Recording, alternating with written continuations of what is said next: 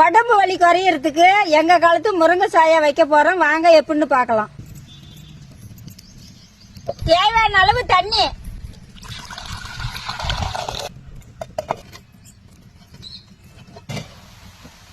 தண்ணி நல்லா கொதிச்சுக்கிச்சு. பட்டையை போட்டுக்கலாம்.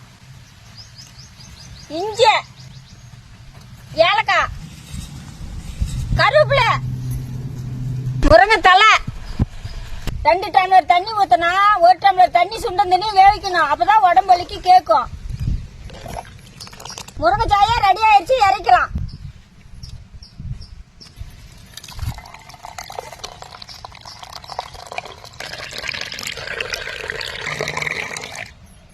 குடிங்கப்பா, எடுத்துக்கப்பா. இந்தப்பா